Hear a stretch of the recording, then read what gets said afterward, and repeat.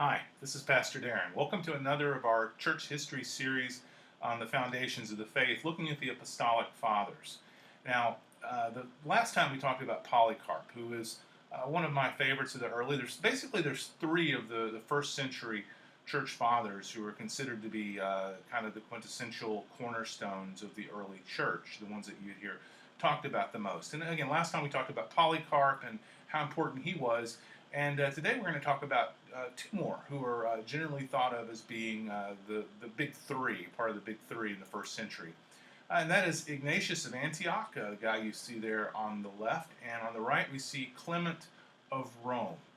Now, not a lot is known about Ignatius of Antioch in terms of his life or how he came to be a Christian, though it's thought that he became a Christian at a fairly early age. He he was a martyr. He was killed, and what makes it really interesting about when you look at history and what happened surrounding Ignatius. Typically, when a Christian was executed in the early church, it would happen on location where they were captured. But in the case of Ignatius, he was transported back to Rome through a rather long and circuitous route. And during that travel, he was actually allowed to, while in chains and bondage, in custody, allowed to meet with different church bodies and individuals within the Christian community. And during that time, he wrote letters and composed different things and sent around to different people within the context of the church. And Antioch was ultimately, upon taking to Rome, he was executed. Now he's the only one I talked about that transport back to Rome.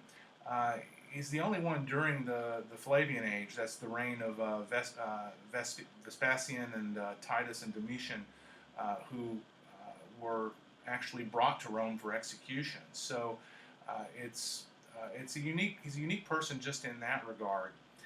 But again, we don't know a ton about his early life, but we do know that he wrote and contributed to the early church. And this is something that's often missed when people look at church history and don't really understand the full context. The Bible itself that we consider, canonical New Testament, wasn't finalized until really the 5th century. So at this point in time, when you would hear or read where someone refers to Scripture, they're actually referring to the Septuagint, which would have been the Greek version of the Old Testament, the Hebrew writings. So there wasn't a quote-unquote Bible. The words of Christ that had been recorded and written out, what would become the Gospels, those were considered of great value.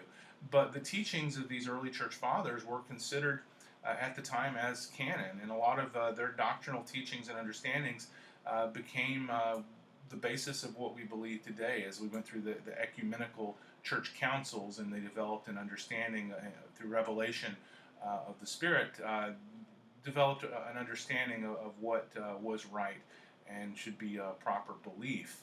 So that's Ignatius. The second one that I mentioned is Clement of Rome. Now, Clement is often referred to as Pope Clement I. He was the Bishop of Rome, which would have been the seat of Peter. So he's regarded now in retrospect. They didn't have the title of Pope at the time, so the papal see was not something that really existed in that sense.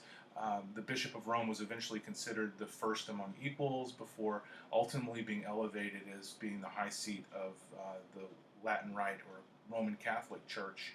At this time, there was no Roman Catholic Church, so it was the Church Universal.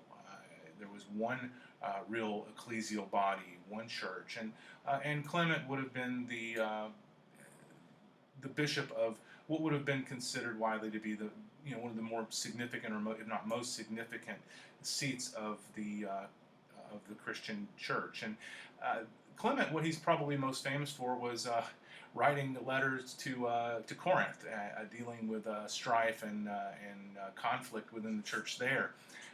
It's interesting to note that I guess that Paul didn't quite get through to him, but Clement and both Clement and Ignatius would have been active around the same times. That would be the late first century.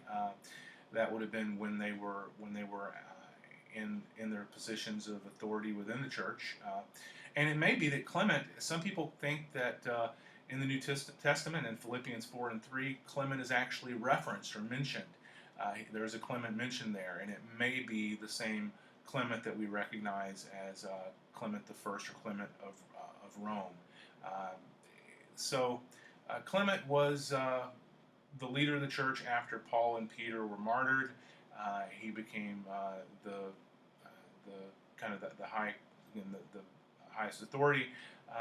And it's tradition that the church of San Clemente in Rome was actually built on the spot of Clement's house. So around 100, he was martyred by being cast in the sea, tied to an anchor. And aside from that, we don't really know a lot about either of these two, the early church fathers, but we do know they were significant, and they helped to shape the path that we would follow as Christians and what our belief would be.